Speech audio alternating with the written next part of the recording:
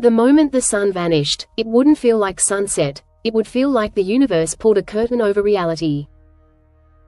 No golden fading, no purple horizon, just an instant plunge into unnatural darkness that swallows color, distance, and direction. Birds would fall silent mid-song, cities would freeze in confusion, and a cold, alien night would crash onto the planet like a tidal wave of shadow. Humanity would look up together, not to admire the sky, but to wonder if the final chapter had just begun. Within minutes, temperatures would begin to slide, not gently, but with a creeping urgency that seeps into walls and bones. Winds would shift as atmospheric currents lost their primary engine, and storms would collapse or twist into unfamiliar shapes. Crops would shudder as photosynthesis slammed into a wall, turning vast green fields into stunned witnesses of a sky that forgot how to shine. Farmers would feel it in their soil before they ever saw the news. Electric grids, designed for predictability, would stagger under sudden demand as billions reached for light, heat, and answers. Satellites would struggle to adjust to the rapid change in radiation balance, and some would slip into emergency modes, cutting off navigation and communication across entire regions. Air traffic would be thrown into chaos, pilots forced to trust instruments while the sky looked like a cosmic abyss. For a world addicted to constant connectivity, the darkness would feel like isolation on a planetary scale. In the oceans, confusion would ripple through ecosystems that obey the rhythm of sunlight like a heartbeat. Phytoplankton, the tiny architects of oxygen and food chains, would pause their invisible labor, sending a shock through marine life that depends on them. Creatures guided by light would drift off course, while deep-sea predators might rise, sensing a temporary reign of darkness above. The sea would not panic, but it would change, and change in nature always writes its bill later. Human psychology would crack under the weight of sudden uncertainty. Some would pray, some would riot, some would freeze in place, unable to process a sky that broke its oldest promise. Social media would explode with theories, prophecies, and fear faster than any scientist could speak. In that hour, truth would struggle to outrun terror, and imagination would become more dangerous than the dark itself. Wildlife on land would stumble into chaos. Nocturnal hunters would awaken too early, colliding with confused daytime creatures that had nowhere to hide. Migration patterns would fracture, nests would be abandoned, and the invisible schedules that govern nature would be violently interrupted.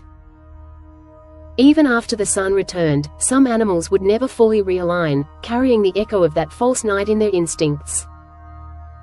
Inside laboratories and observatories, alarms would scream as instruments detected impossible readings. Scientists would race against time to determine whether the sun had truly failed or if something far stranger had blocked its light. The terrifying question would not be why it happened, but whether it could happen again, and next time, for longer. Every equation ever written about stellar stability would suddenly feel like a fragile guess. Politically, the world would shake. Emergency meetings would erupt, markets would crash, and rumors of cosmic threats or secret weapons would poison international trust. Even rivals would be forced into shared fear, realizing no missile or defense system can fight a silent sky. Power would feel meaningless when the source of all power simply chose to vanish. Religions would feel the tremor deeply, as ancient prophecies and symbolic darkness flooded public conversation. For many, the hour would feel less like a natural event and more like a message written in shadow. Faith would strengthen in some hearts and shatter in others, proving that belief can be both a shelter and a storm. The human need for meaning would burn brighter precisely because the sun did not. When the light finally returned, it would not bring instant relief, it would bring shock. Eyes would ache, cities would hesitate, and people would step outside as if testing a dream. The sun would look the same, but nothing else would.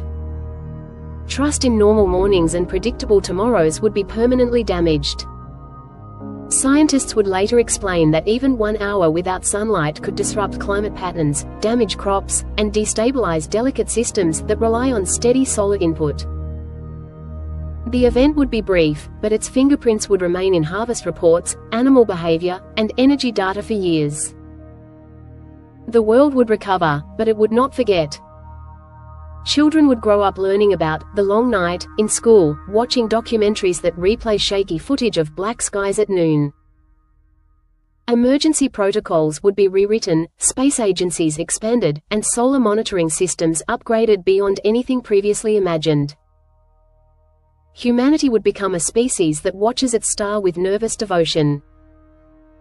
Philosophers would ask uncomfortable questions. If the sun can vanish once, what else in our universe is only pretending to be permanent? Comfort in routine. The idea of human control would shrink, making room for humility we had long postponed.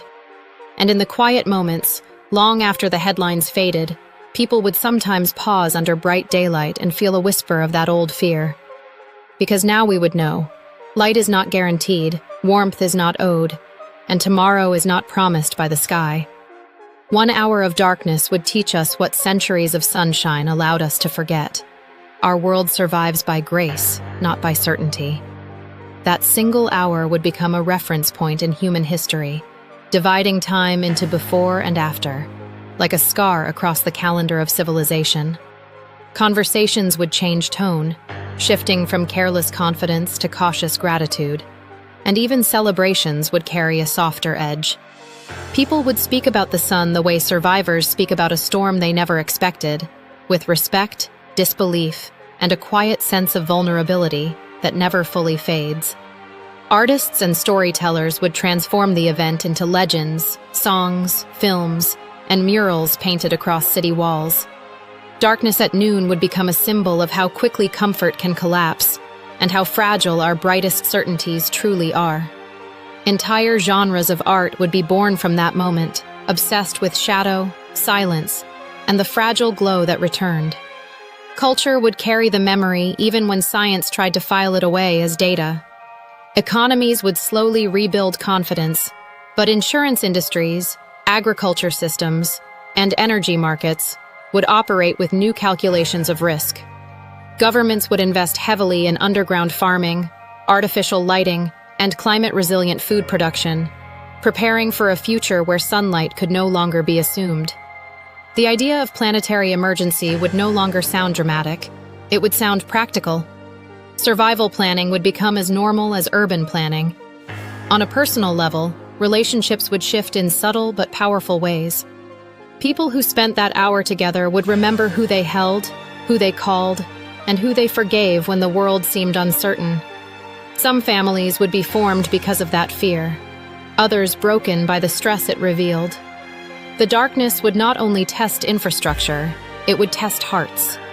Scientists would eventually uncover clues suggesting that space is not as stable as we once believed, that massive cosmic events can whisper across unimaginable distances and still touch our tiny world. Research into planetary defense and stellar monitoring would reach levels once reserved for science fiction. Humanity would realize that survival is not only about politics and progress, but about understanding the violent poetry of the universe itself. Spiritual thinkers would speak of the hour as a reminder that light is not just physical, but emotional and moral. Movements focused on compassion, unity, and planetary responsibility would gain momentum, arguing that if the sun can disappear, then hatred and division are luxuries we cannot afford. For a time, kindness might even trend, not as weakness, but as wisdom learned from fear. And far into the future, when technology grows bolder and humanity stretches deeper into space, that story will still be told.